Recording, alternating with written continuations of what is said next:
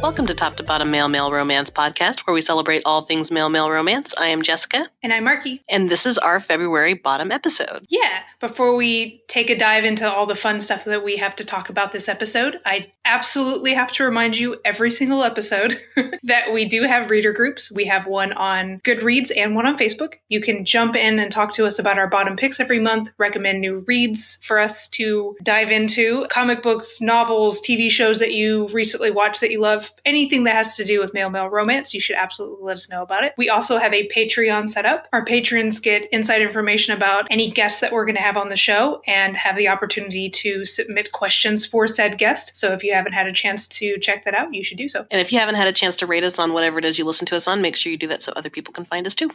Yeah. So this is kind of a super packed episode, and I'm very excited. We have what you expect, which is our bottom picks, and then we have a bonus. Yes. So J.P. Kenwood, the author of the Dominus series, which we read last month, well, the first book of the series, was able to take some time out of her schedule after the release of book 3 to sit down and talk to us about kind of a little bit of everything, which was fun. We talked about her writing process, why she loves Rome so much, a lot about book 1 with some minor spoilers. So if you haven't read book 1, maybe read it first, then come back to the interview because we kind of spoil some stuff. But we don't go past book 1. So even if you've only gotten through just the first book, you're safe. But I highly recommend listening to it because the interview is so much fun and we're such big fans of JP. I think before we go into those bottom picks, we are going to go ahead and roll that interview because it was awesome. Yes. So without further ado, here is our interview with JP Kenwood. Joining us on this awesome extra bit of episode, we have J.P. Kenwood, the author of the Dominus series. When she doesn't have her nose buried in a dusty old history tome, J.P. relishes reading and writing action-packed erotic fiction with strong romantic elements sprinkled with humor and angst. Her alternate history series, Dominus, features an ensemble of memorable characters, masters and slaves, senators and soldiers, lawyers and freedmen, wives and whores, who live, laugh, and lust during the golden age of imperial Rome. Thank you for joining us, J.P. Thank you for having me. I'm excited to be here. It's my first podcast interview, so. Awesome. We get to be your first. Yes. Well, the way we generally start pretty much every interview we have ever done is we ask you how you got started with male romance, how you got into it. Well, I got into it probably through the same path a lot of other writers got into it, and that is through fan fiction, which I did before I wrote original stories, and found it to be both exciting and really gratifying. And so when I was done with fan fiction, I said, I'm going to try my hand at something new, something original where I'm responsible for everything, And so that's how I got into it. And I started writing original fiction back in 2013. I've been writing original fiction much longer than I ever wrote fan fiction. What kind of fan fiction did you write? I wrote fan fiction for a tiny, teeny, weeny little real person fandom on the internet, on LiveJournal. So, awesome. Yeah, it was fun. That's cool. That is very cool. I didn't know it started with fan fiction. That's awesome. Yeah, it was fun. And it was something I needed at the time. Sometimes you just need to distract yourself from life's events. And so it really served that purpose. What drew you to Rome for your subjects? Oh, gosh. Well, I've been studying Rome my whole life. And when I was a young student, I got a chance to go live in Rome for an extended period of time. And I spent one afternoon in the Forum. This was back when the Forum was free, so this was a really long time ago. And I sat there all afternoon by myself, just sort of watching people, and stayed there until the sunset, and the Forum had completely emptied out. And in Rome, especially during certain times of the year, the Forum becomes golden with the sunset's light. And I just sat there and was stunned, amazed, and overwhelmed with this feeling that I was home. And so this immediate connection between little old American girl me and this incredible city happened really young in my life. And so I've pretty much stuck with being fascinated by it ever since. That's awesome. I'm super jealous of that. I was about to say, I just like envisioning what this must look like. I'm like, yeah, I don't think I'd leave. I'd be like, no. It was hard to leave Rome. It was very hard, but I had a really cute boyfriend waiting for me back in the States, so it was very easy to leave. That helps. And then when I started to write original fiction, I thought, well, everybody always says write something that you feel comfortable in, and so I thought, all right, let's set this up in ancient Rome and see how it goes. At least I'll kind of know sort of what I'm talking about. And it's been a lot of fun. I'm looking forward to not writing about ancient Rome now someday. I'm getting kind of pigeonholed, as the Rome lady, and I expected that to happen. So I'm really looking forward to writing modern stuff soon. So, Ooh. Yeah. I might branch off for a second. Yeah, I was about to say, do tell. Well, that's the whole reason for the prologue and the epilogue in Dominus is to set up the novel, the standalone novel that will come out once I'm finished with the Dominus world, which will be Charlie's adventure as a modern American archaeologist. And it'll be a mystery thriller. And of course, because I've kind of set up Charlie's situation that way. Mm-hmm. So I'm really looking forward to that. I already have a cover. Oh my God, really? Yeah. How can I bribe you to see it? Oh, you don't have to bribe me with much. You know how easy I am. That's so exciting. That's so cool. I'm very excited about that. Oh, me too. Thank you. I'm really excited that it's going to be Charles's story because I'm already I keep forgetting about it and being mad about it when it happens again when I get to the epilogue. Yes. It's an interesting, weird way of doing it. I hope it works, but I definitely have set it up so that kind of is left as an open question when everything is done, and we can jump right into 2010, which feels like ancient history at this point. But 2010, Charlie's quest, and of course it'll involve elements from the Dominus world. So it's a fun way to continue playing with the boys too. Oh, that's so badass. That's so cool because just the concept of an archaeologist, because at least in my experience there's not a lot of romance around archaeologists, and I kind of dig archaeology. That's kind of something I really enjoy.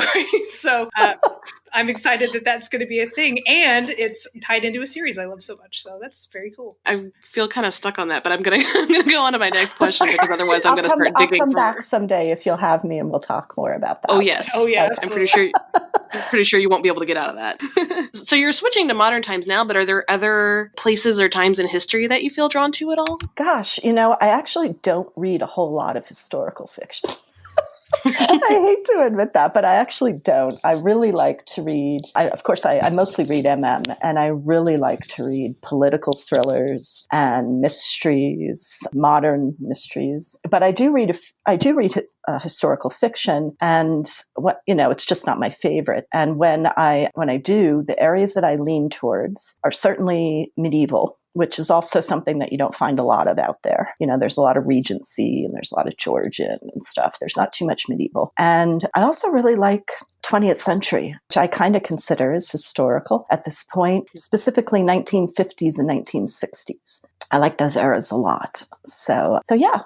I don't read much other ancient fiction, but there really isn't that much of it either. So the little bits I can find, I try and gobble up, but there isn't too much of it. Yeah, me and Jess have talked about, and I think actually when we were reading Dominus on one of the episodes, we were talking about how historical fiction and is just an underappreciated niche and doesn't get a lot of love. And there seems to be people who do it really well, and it's mostly Regency, like you talk about. I would love to see a lot more medieval. Would be super cool.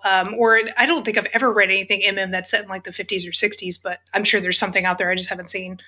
Yeah, exactly. I think a lot of people are scared of history. They're afraid if they read a historical romance or a historical fiction piece, it's going to be slow and dull, and it's going to have too many details. And that's a problem with the subgenre, is that I don't think we sell ourselves very well. So. Consequently, though, I would argue that perhaps, because I'm kind of going through this myself, it's terrifying to write historical because it feels like there needs to be so much research so you don't say something wrong and piss everybody off. Yeah, no, that's absolutely true. Yeah, that's it's a lot of work.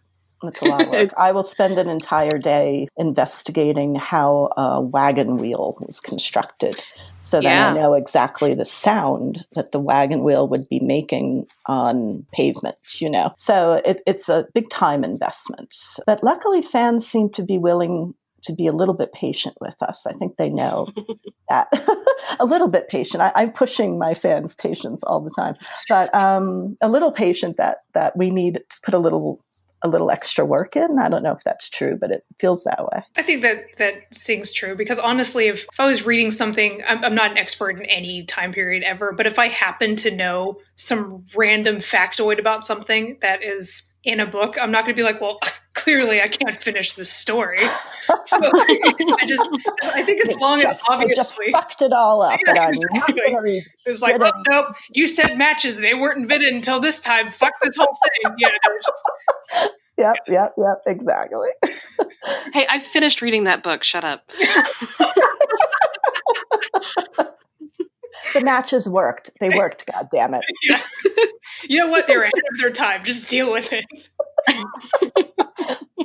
I feel attacked. All right. So moving on from that and on to your series, just considering the first book, because I know we have to stick with the first book. Yes. Do you have a favorite character or characters, and why? Oh boy, well, that's the hardest question to ask any author. Which of your babies do you love the most? I know, right? Well, thinking of just the first book, with the first book, I really didn't know Alaric's yet. I mean, I've really come to discover him in the journey of writing 3 novels so far. So he was really a mysterious character for me, and I wasn't quite sure who he was or what he wanted or where he was going to go. But from the minute he stomped onto the page, I knew Gaius. I knew every inch of that boy. And so I would have to say, again, just with the first book, if we're just talking about main characters, Mr. Gaius Fabius Rufus is my favorite at that point. And that's changed over the course of the story as I've written more. But he was always there, and he was always going to be the bastard that he is. And it was a challenge to see if I could get anyone else to fall in love with him the way I had. And some people do, and some people don't. So yeah, it would be Gaius. And not so main characters? Secondary characters. Boy, is this a crowded universe, huh? I was writing up the cast of characters for book 3, and I was like, holy shit, I have a lot of characters. It's definitely Lucius. Lucius stole my heart. He was supposed to be just a nothing character at first. He was just supposed to be sort of there, a plot element more than anything else. And he, just captured my heart, especially after I wrote the novella, which features Lucius in both of the stories, the February and December novella, which I wrote right after book 1. That's when I said, oh boy, I'm in trouble. Now what am I going to do? So Lucius is definitely, at least for book 1, my favorite secondary character. And close second, of course, is Max. I think Max is the grounding character of the entire story. He's the one who kind of has his head on straight while everyone else is going insane around him. So Lucius, and then, of course, Maximus. Yeah. I think those are probably, when we were talking about your book, when we read it last month, Max and Lucius were my favorite, like for sure. Because like you said, Max seems like the only one that's not crazy and like a world of insanity.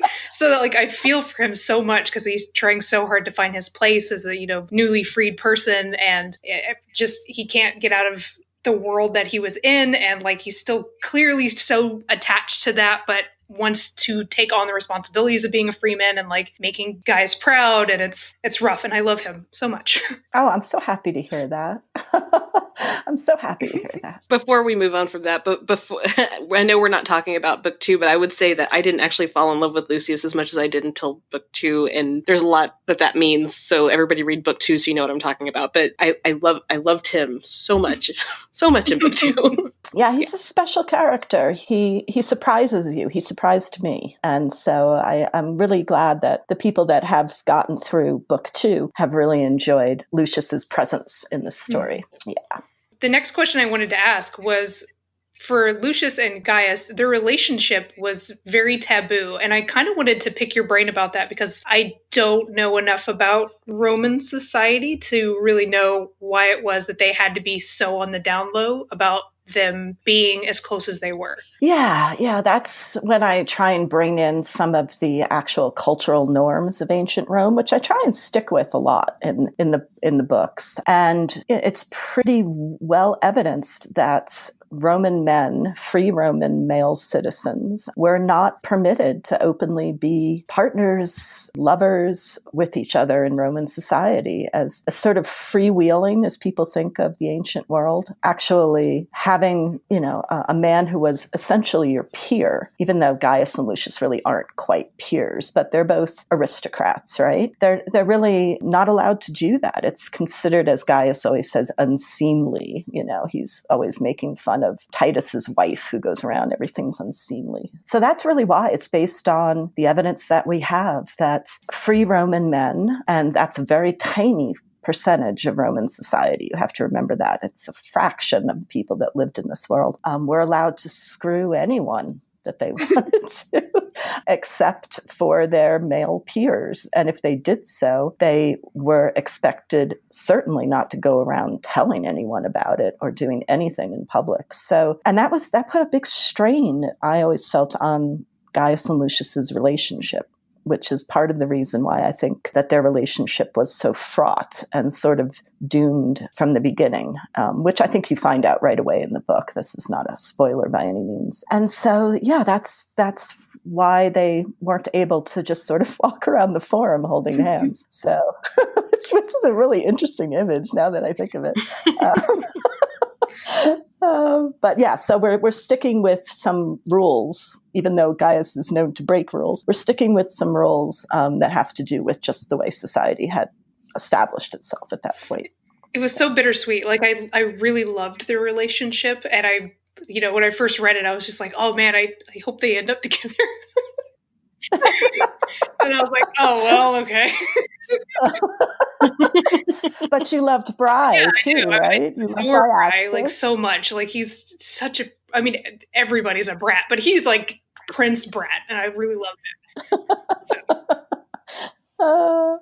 So we gave Lucius his love, and obviously Gaius has an epic love. So they both wind up okay in terms of love, and I do think they parted or ended their relationship still as best friends. And that was kind of important to me as well, that there wasn't this sort of hatred that seemed kind of artificial anyway, that they wouldn't have hated each other. They just sort of said, well, this isn't working. But I do someday, I swear to God, I will do this, because there was supposed to be 5 books in the series, that. And I dropped a book when I realized I was writing way too slow.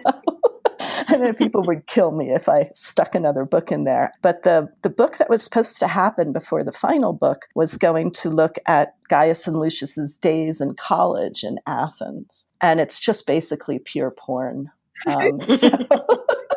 With lots of Roman boys not dressed, screwing over all sorts of objects. And so that something will happen with that someday, because it's there in my brain. And unless I write it down, it will just haunt me for the rest of my days. So at some point you'll see a Gaius and Lucius, and Gaius is 17 and Lucius is 20. So imagine that in Athens, sort of trying not to fall in love with each other. I need that. Yeah, that'll happen. But the story has to finish first. I can't play around anymore. I have to get to the end. That's fair. Yeah. I like talking about the characters, but Sure. I love talking about the story. As you can see, I can go on and on and on about the story. Yes. Oh man, but it's so. I'm having a hard time because, as I'd mentioned before we started recording, I just an hour ago finished the second book, and I'm having a hard time, because I read them back to back, and I'm having a hard time pinpointing where things ended and what I can ask and what I can't. I know. Yeah, that happened. I know. Well, I'll stop you if you ask a question you can't ask. And then we'll just edit it out. There you go. Or you can answer it and then I'll edit it out. There you go. We'll get back to that. I'm gonna go on to the next round of questions, but I'm gonna let this brew. You say that you write slow. Do you have a general writing routine, like just a way that you go about it, or does it just kind of happen when it happens? I think part of why I write slow is because my routine sucks. I basically just try and squeeze it in where I can. I mean, I have a job, day job, and I have a family. Luckily, I don't have, not luckily, but at this point, I don't have small children. My children are grown, so they're not underneath my feet all the time, but they're still, kids in their 20s still require a lot of hand holding. And yeah, so it's just a matter of, do I have a couple of hours here? Do I have a couple of hours there? And I'm the kind of writer, I don't know if you know of other people like this, but I really have to think about the story for a long time. I have to go through all the possibilities in my head, which usually happens when I'm trying to go to sleep. So no, there's no good routine. And I'm hoping when I get a chance to retire from my day job, and yes, I am that old, that I will be able to establish a more productive routine, because it's frustrating for me that it takes so long between books, even though I kind of know it's necessary given my constraints at the moment. So, well, and I think that honestly, if the stories are awesome, the time between books is fine. I mean, like, please don't take another 4 years. But like, if you need to, it's one of those things. Because me and Jess were talking about this recently. We both got into the Song of Ice and Fire series, the Game of Thrones stuff from George R. R. Martin. Yeah. And we both are huge fans of Patrick Rothfuss, the Name of the Wood series. Yes. And both of those authors take like decades between books. So we're just sitting here patiently waiting. And when they drop, we're going to read them. Like, it's just one of those things. Exactly. Same with yours. I mean, it took a while for book 3 to come out, but when it did, I was just like, boop, like now I just have to read those again, which they're great anyway, and I'll just devour book 3 now. So it's just one of those things. I think readers who aren't patient are spoiled by how quickly romance books will be popped out, because a lot of romance authors are lucky enough to not have day jobs or little kids or anything, so they could just like whip out these awesome books back to back to back to back. That is not the cadence for normal literature at all. So yeah. Well, it's hard when you create a really complicated universe, first of all, which I kind of did to myself. But I think it's great that readers have so many books to read all the time, because at the same time, while I'm plodding along at my tortoise pace, I can think, well, they have plenty of other things to read while I'm trying to finish this. So I just hope they don't forget about me. That's the thing I think the writer worries about is, gosh, what if nobody cares? Yeah. At this point. But like you say, many of us are sort of prepared for that already, especially us Martin fans who wonder if books will ever happen in a decade later. But I think that's kind of connected with the whole idea of fantasy and complicated world building. It just takes longer. Since you have such a complex plot line and characters and everything woven together, I'm guessing you're more of a plotter, not a pantser, or are you a mix of both? I'm a mix, definitely a mix. I have charts. My most important chart is my timeline, because I've got so many characters being born and then leaving the story that I need to know when that's happening. So the timeline is really important. I don't create outlines for the books per se, but I have specific scenes that I know have to happen. And I pretty much know what order they have to happen in, and how we get from scene A to scene B to scene Z sometimes is much foggier. So I sort of figure that out as I'm going through. And sometimes I just let the characters do whatever the hell they're going to do. And that's when Gaius is the happiest, when he can just do crazy things like he does in book 3. And just make me laugh. So it's definitely a combination of plotting and pantsing, and just the way it works for me. Yeah. So one of the things that initially drove me to pick up Dominus was the fact that it had an illustrated cover, which you don't really see a lot of, and I love. And so I wanted to ask, why did you decide to go with an illustrated cover for your series? Aren't the covers amazing? And in paperback, they're just stunning. I mean, there's one thing to see them on an e-reader, but then to actually see them printed on a piece of cardboard or something is really fabulous. I decided to do that from the get-go. That was a really early decision, due in part to two things. First, I have a very specific image of Gaius and Alarix, who we have not talked enough about, by the way. Gaius and Alarix, he's getting annoyed with me. I feel him on my shoulder going, excuse me. I have a very specific image of them when I write I have their voices. I have everything about them. And I couldn't find cover models. I mean, I started looking around at photo covers. I don't know what the proper term for that is, and I just couldn't find anything. And I didn't want to do like part of a man's body. I just find that kind of odd, that you just cut the guy's head off and stick his stomach on there. I have friends who are graphic artists, and I thought, well, I should ask one of my friends, see if they would be interested in doing this. And so the first artist I worked with was Fiona Fu, who I had known for a very long time. And she had never done a cover before, and I had never written an original book before. And so we were both novices, and we learned together. And she did the first 2 covers. And then I was blessed when Fiona was no longer available to do the cover for book 3. I was really blessed to find Lehanan and Aida, who I didn't know beforehand and who I just kind of cold called. And said, hi, would you be interested in doing my cover? Part of it is that I want to see my guys on the covers. You know what I mean? I don't want to see somebody that's just, random dude, red hair guy, number 4 kind of thing. And the other reason ties in with that, which is I absolutely adore supporting independent graphic artists. They like writers, have a hard time making money doing what they do. And I'm happy to just throw money at them and say, make me a cover, please. So that's why I went with the graphic covers. And it became kind of a part of my brand at a certain point. And then I brought in Catherine Dare, who did my logo with the little cub wearing the Roman helmet. And so then I was like, okay, we're set. I just, have to find enough artists. But I've managed to do pretty good so far. I'm glad you enjoyed them. I think they're I really do. And they give the right tone to the story, I mean, it's a fantasy. It's a romp. It's not meant to be taken too seriously. And so I wanted this sort of fantasy element to the art as well.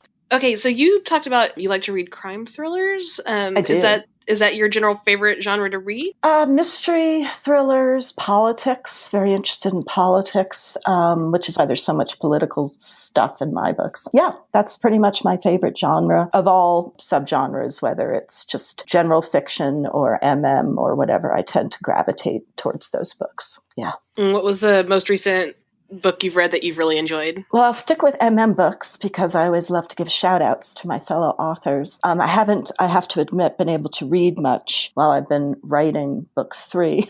So I haven't read much in about 3 years because I have to read a lot for my job. So my eyes get tired at the end of the day. But the last 2 books that I read in full, I have a lot of books that I'm partway through that I'm finishing now that the book is done. But 2 books that I finished, first was Ellen Gregory's The Bones of Our Fathers. I don't know if you've had a chance to read that, but you were talking about books that don't feature archaeology. And this one actually features an archaeologist. And it's set in, I believe, modern Wales. And it's just beautiful. It's just a beautiful book. So that's Ellen Gregory's The Bones of Our Fathers, which I highly recommend. And then the other book that I finished would be a book by Wendy Rathbone. I don't know if you guys have read anything by Wendy's, but she does everything. She does dark stuff, light stuff, fantasy, non-fantasy. I really like her fantasy stuff.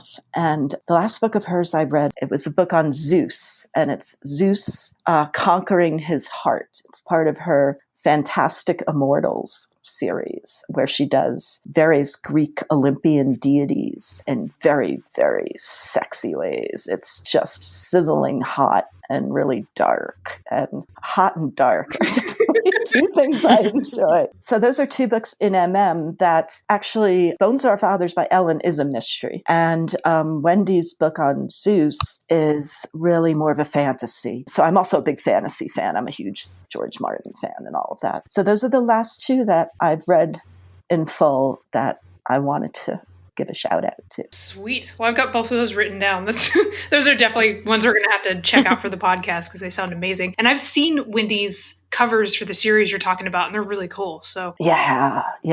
She's a great writer. Awesome. Man, I've been sitting here racking my brain trying to think of a question that we could ask about Alex that's not a huge spoiler. Oh, I know. It's tough because if we're just sticking to book 1, and now I'm trying to remember how book 1 ends. Oh, right. Okay. I know, it's all one big story in my head. Yeah, boy, is he a conflicted little boy, isn't he? Hell-bent on sticking a knife in the old emperor, too. So he's going to be fun to follow for readers, I think. And he continues to grow as a character a lot, as does Gaius, of course. Yeah. Well, Alex grows so much just in the first story. Like, he's, even with just him and Gaius's relationship, it's insane. He goes from wanting to literally murder the man to like seeming to be like, you know what, his eyes are really pretty. He gets a little smitten. Yeah. And he also realizes that he's an extremely horny boy. Yeah. And he has been kind of suppressing his sexuality for a very long time. And to meet an older man, because I don't know how many people pay much attention to the age difference between the two of them. But, Gaius is 35 when this all starts. And that's kind of old for a Roman.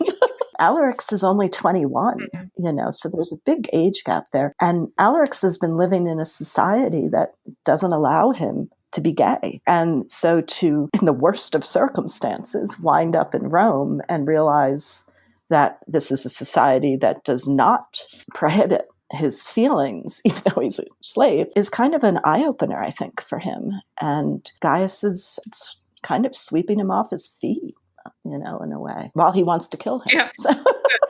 Thanks for a great read. A lot of tension there with little Mr. Ale. So. Jess, were you able to remember the questions you wanted to ask earlier that you were simmering on? No, pretty much everything in book 2. Yeah, I know. A lot happens in book 2. So if you want to turn off the recording, we can continue.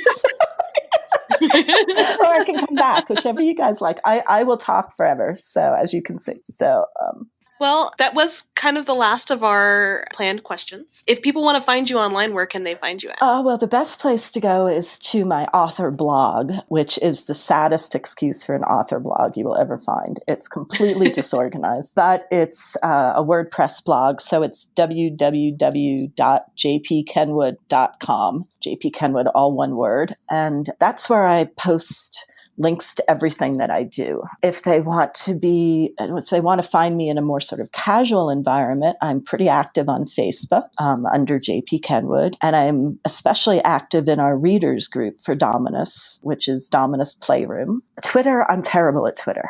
I have an account and I just don't know what to do with it. And Instagram is even worse because I'm not like a phone person, so I don't take pictures. So I'm like, oh, great. I don't know what I'm supposed to be doing with this. So yeah, the blog and Facebook are probably the two best places to find me and find the story, find lots of snippets and teasers. And I overshare.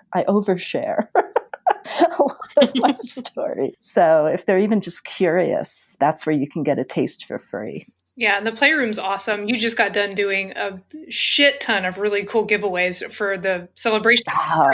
So you were giving out some cool crap, and I hope some people were able to jump in, and if you haven't, you should do that. You were giving out like cool clay replica like Roman lamps, and of course you got your cute chibis that are on like keychains and stuff and magnets, which I have everything of because I've fucking... But do you have the standees? No, I don't have the standees. You're right. I don't have everything. I've got the bookmarks. They kind of take over. Yeah, they're just it's super cool. So yeah, if you haven't gone into her Playroom, please do, because she's very awesome with her giveaways, as well as cool Roman facts and a bunch of cool shit. So yeah, well, I don't like to do blog tours. I'm terrible at them, and they're expensive too. So I tried to do blog tours when I first started out, and I was just so bad at them that I said, well, this is kind of a waste of my money. Why don't I just take this money that I would be using in marketing and just buy shit and give it to me?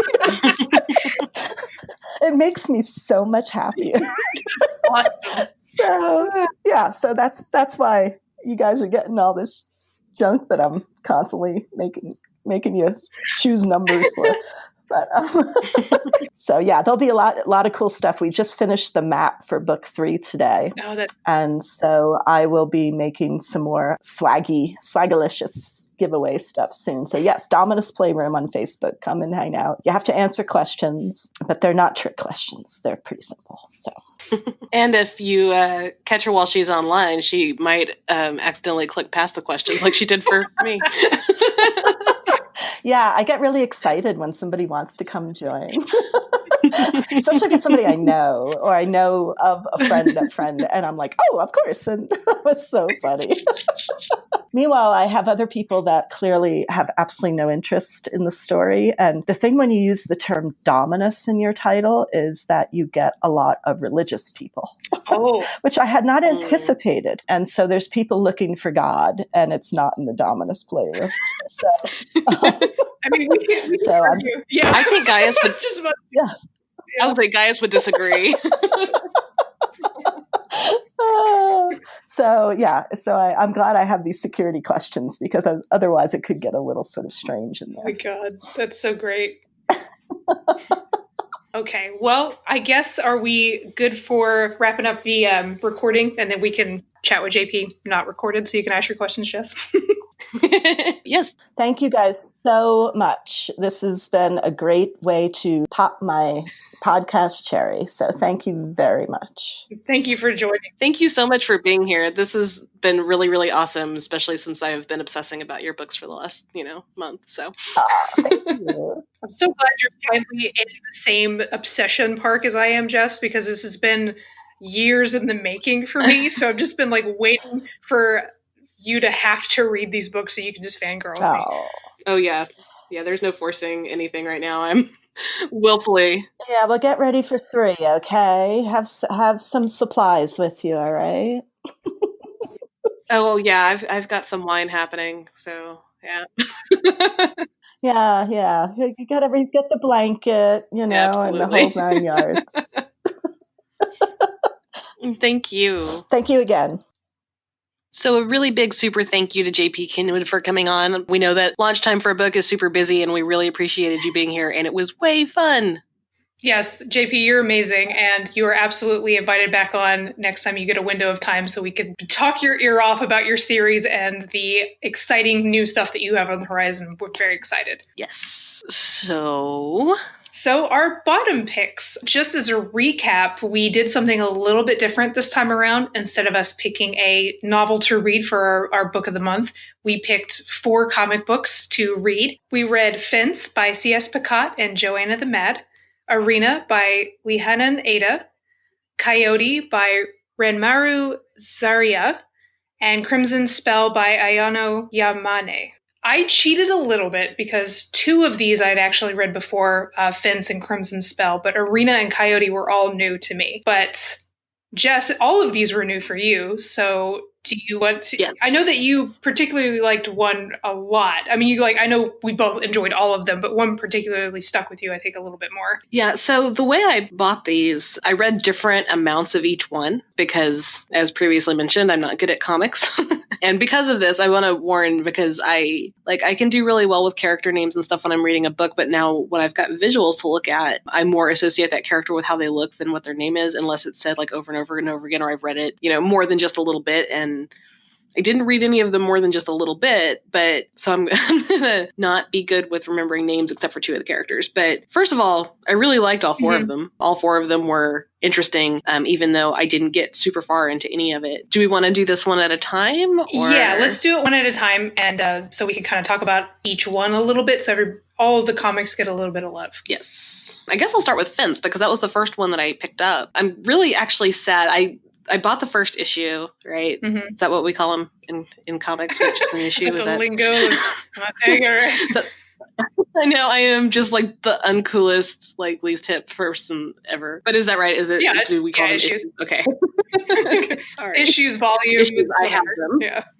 Volume. That's the word I felt like I was missing. But anyways, the first episode of Fence, I really thought it was cute. It felt a lot like a cross between Yuri on Ice and something like Naruto. Right.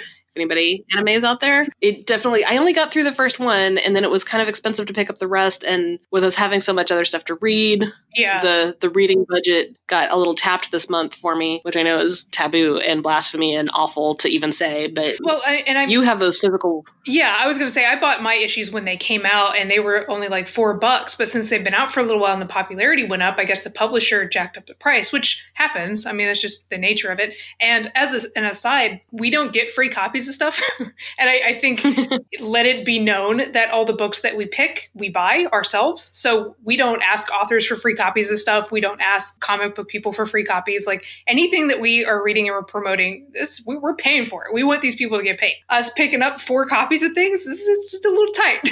So just as I totally understand not being able to pick up the other copies of Fence, because you said they were what, like $8 a piece now or something? Like, or I don't know. It was more than I was willing, because I know how I get with things is I would have wanted to keep going like through the whole thing, and knowing that you already have them, I'm just going to come and show up at your house and just steal all your shit. We could pillow fort and have some snacks and we'll read comic books. We could act like who we are on the inside, which is 12-year-olds, and we'll have a great time. Yes, but wine. Well, yeah, I mean, we are adults, so if we're gonna have a pillow fort, it's gonna have wine and comic books, because that's how we roll. I really enjoyed it. I don't really know what all I can say about it, but like I know the first issue. I mean, they're not very long because it's an American comic, so it's only a couple pages, but it's the story kicks off pretty well. And having read all 12 issues, I could say that the story is really interesting, and they're able to fit a lot into one tiny issue of things. But the relationship between Nicholas and Seiji is awesome. And I love that rivalry. Like you saying that it's very much a Yuri on Ice or cross between Naruto, that's pretty much on the nose, because it's very much a nod to the rivalry anime type of trope. Like you haven't watched it, but it's like a Hayaku free. Oh crap, the tennis one. Anyway, those types of animes where it's like you've got these really cool, strong characters who are going head to head, and their entire purpose is to beat each other. And since it's C.S. Pacat and she writes MM romance, Nick and Seiji, like, they don't have a romance. They definitely have a very, very strong rivalry for each other, like against each other, I guess. But I'm hoping that it'll push into relationship status eventually. But it is a comic, and it's like a teen thing. So I love that it's a young adult kind of thing. It's fun, and the art style is really cool too. So I just ranted a big time. Sorry. No, I'm glad you did. That's good. Also, I'm a big fat liar. I'm looking at it now, and I don't know what I was looking at on Amazon originally, but I'm looking at it on my Kindle, and these are all like $2 each. So I am full of shit. Well, I think that I apologize. No, I think that they did like graphic novels where they do collections. So you may have been looking at like the second volume that had like 4 of them in them or something. That's probably because they did release them like that. Well, cool. I feel like I should have read more, because I only really got out of the first issue. I got is the setup, like you have this, underdog kind of guy coming in, and everybody's like, well, you suck, and why are you in here? Mm-hmm. And then there's like this superstar guy, and then they have their match, and then it's kind of over at that point, and then the little surprise ending. Yeah, I mean, it was a good setup, mm-hmm. and I really did want to keep reading.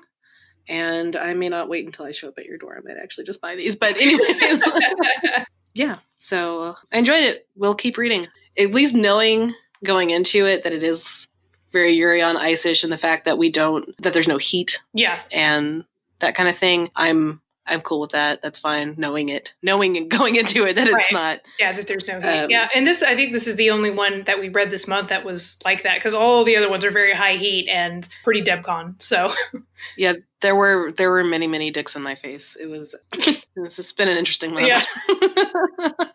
Yay, illustrated dicks. Yep. Which one are we going to talk about next? Well, we could do... I really, really enjoyed Arena, even though it wasn't as long as I thought it was. Yeah, I was really surprised by that. I sat down, I was like starting it, I was getting through, and I was like, holy shit, this is really cool. And then like I get to the end of the 3rd chapter, mm-hmm. and it was only 10 pages in, which the second chapter was really long. Mm-hmm. But it was like 10 pages in, and I like click next.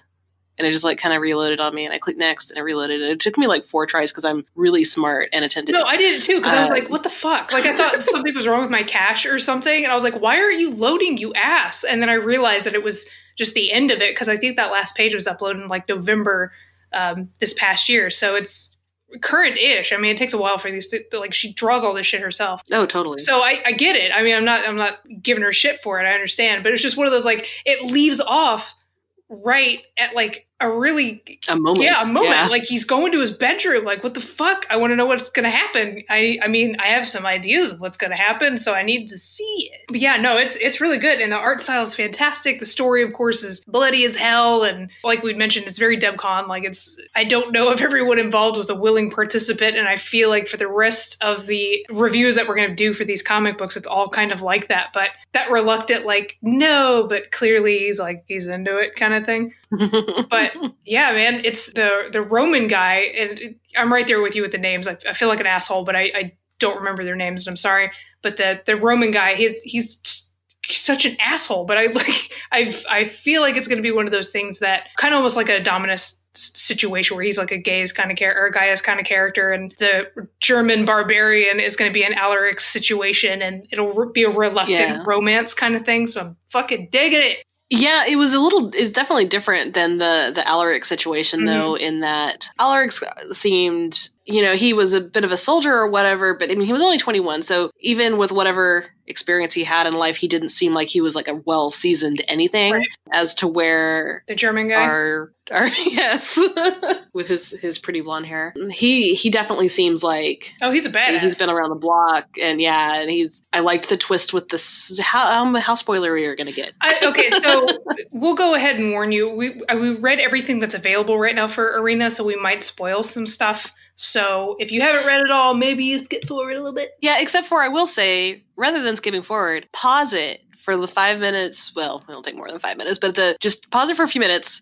Go to the website that we will have linked in the show notes and check it out, because it's free and it's awesome and it's really not excessively long. So go and listen to it. We'll give you a few seconds here and then we'll start talking spoilers. Yes.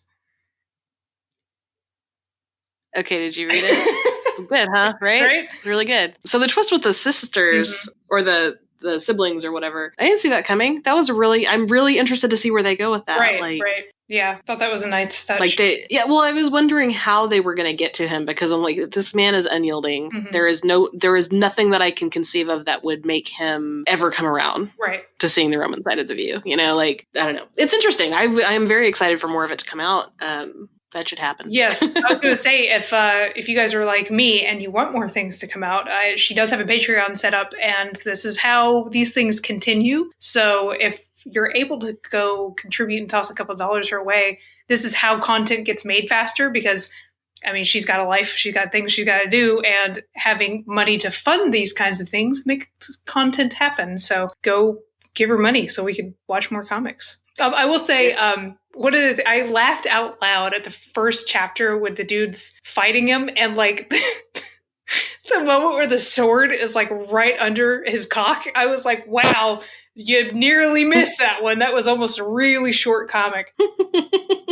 It's like, my goodness. It was like lunge. And he's like, you see his ass, and I'm like, oh my God, like this is the sexiest gladiator fight I've ever seen. Yeah, it was good shit. It was good shit. I liked it. Yeah, Roman guy is kind of a bit of a creeper, though. Oh yeah, I mean, there's clearly some issues there. Like the chick who he's sleeping with, is that his stepmom? Yeah, that's his father's wife.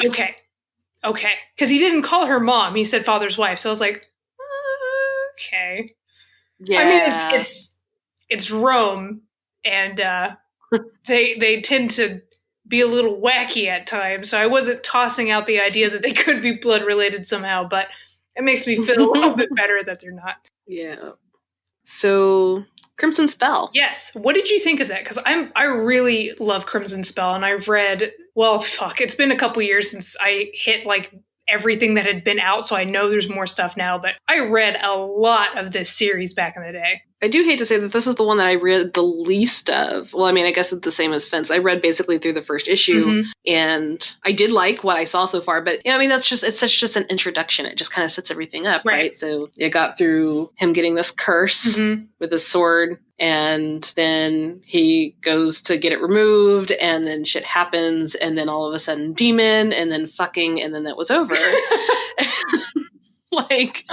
And then I just now turn the page and see him stretching. That's the first refreshing night's sleep I've had in a while. And I'm like, how's your butt feel? Yeah, it's funny because later, on that same page, he's like, man, my back hurts. I wonder it's because I slept on the floor. And I was like, there's a difference between my back hurts and my ass hurts, but I don't know. I mean, well, muscles stretching from having your legs spread. I mean, whatever. Who knows, man? It's just one of those, like, you gotta suspend your reality, like comic book logic kind of things. It makes sense in the world, but I can't help but laugh about shit like that, where there's like, oh, that was nice. Why does my ass, or like, why does my back hurt? And I'm like, that is, bro.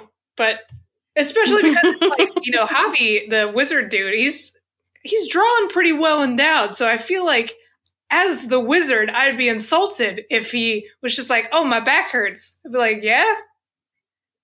Just your back, huh? All right. I'll remember that. But no, I all of Ayano stuff is that level of like high heat and intensity kind of stuff. Her other series that she has done that I love and has also have read everything of it's got a goofy ass name. It's Love Prize in My Viewfinder, because Japanese titles. So everybody just refers to it as Viewfinder. But it's not a high fantasy thing. It's set in modern day, and this is like little pissant photography guys trying to get like scoops about this business Yakuza dude, and he catches them taking pictures of them, and then they're fucking like, it's pretty awesome. But it's pretty much in the same vein as like little scrappy dude versus super hot classy guy with power kind of thing. Mm-hmm. But all of her stuff's high heat like that. Like there's usually sex like within the first issue, which is nice. But with Crimson Spell in particular, Javi's fucking hot as hell with his long hair and all that good stuff. But the characters that come in later are entertaining, very anime. There's like a bunny dragon sidekick thing that shows up that's very like, okay. But he can also take the form of like this really cutesy pink-haired prince, and it's just fucking ridiculous. So it's really fun if you like anime and like really high fantasy stuff. I would recommend reading more of it. And then the heat, of course, between Javi and Bald, the prince dude, he continues. Like the heat doesn't decimate, which is really fun. So, because he's got to take all that demon energy, man. I don't know. I like it. I recommend it if you get a chance to read more, but we're so stressed on stuff. I totally understand. But for those of you who are listening who maybe didn't pick it up, that's pretty much what you would expect. Like super high fantasy, high heat, lots of dick. It's good shit. Well, I think that is something that, while I don't typically read a lot of comic stuff, that is something I enjoyed about this, is that it moves really quickly. You can get through a lot in short bursts. Mm-hmm. Like I was a bad podcast host this month, and I didn't actually read any of this until just a couple of days before recording because I had, after finishing Dominus, mm-hmm. I had to immediately get the second book, and I've been reading that, and I've been working on some other stuff, and just kind of the month got away from me because, February is a jerk and it's really short. Right.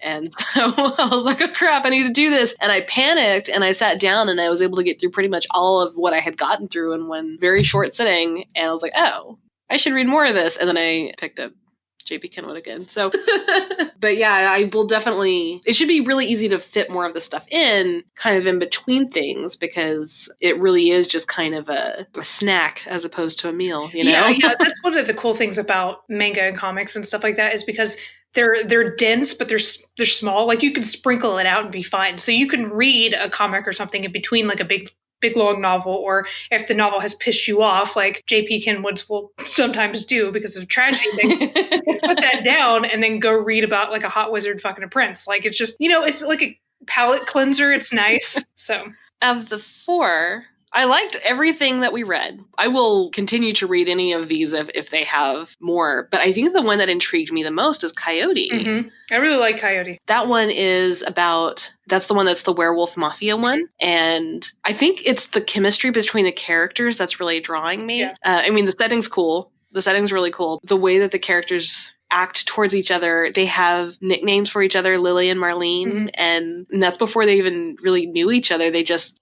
oh God. I don't know their names besides Lily and Marlene. I know Lily is Coyote. Yeah, Marlene, I think they say his name like into the second chapter or something. So they say his name and I forget because Marlene is what Lily keeps calling him. So that's what he is now in my head. Marlene is, spoiler alert, he's the mafia guy, right? And his mafia family has tasked him with trying to sniff out where the werewolves are because the mob boss is a dick mm-hmm. and doesn't like werewolves. And so as he's been playing piano at this bar, Lily, Coyote, has been frequenting more often. And because, Marlene's pretty. Right.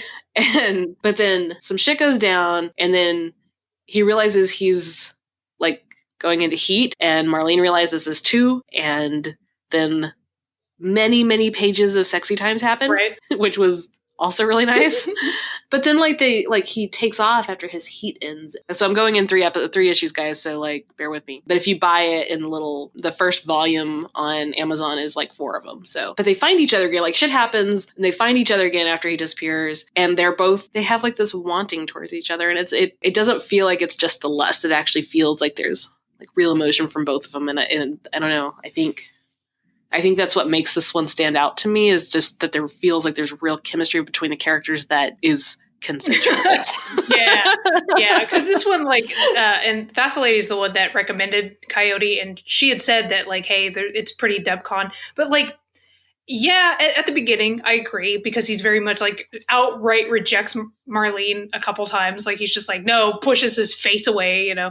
But then, of course, when they're having the sexy time with the prostitute lady, you know, it gets to that point really fast. Like, as soon as the sexiness is happening, then all of a sudden he's just like, yeah, this is great. And then, of course, during the heat, it's just like he stays there for a couple of days, and it seems like he's just having a super good time. So, but yeah, that's where I'm at too. I really enjoyed it. It was a great recommendation. I'll probably keep reading it too, because I'm pretty hooked at this point. She did say, I think she said it was, I don't think she said it was sad, but she said it was dark, but it lends itself to be sad. So I'm trying to not like get too attached, and then like some super heartbreak happens or something. Oh, I'm going to get attached. That doesn't... You can't just tell me to not get attached and expect it to happen. I can also see where it could get more DebCon later on. Like, just because it's in a good place right now, you know, I could almost foresee maybe a situation where they're like, oh no, fuck it, we can't do this anymore because of who you are and who I am, and then they make it happen anyways, or whatever. Like, I can see where the story could lend itself to more of that, but yeah, I liked it.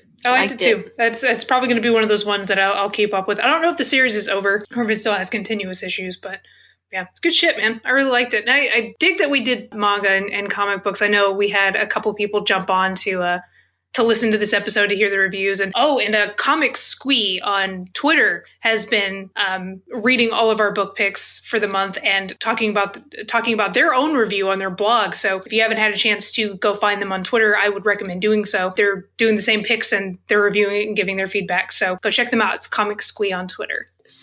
Yeah, and that's at Comic Squee. And we'll also list the blog in the show notes so you can find that, because that's going to be where the reviews are at. And it was really cool that they were following that, and we're excited. So yeah, man, I dig it. That was really, really cool. So yeah, this is a fun month. We got a bonus interview with JP. We got to read some kick-ass comic books.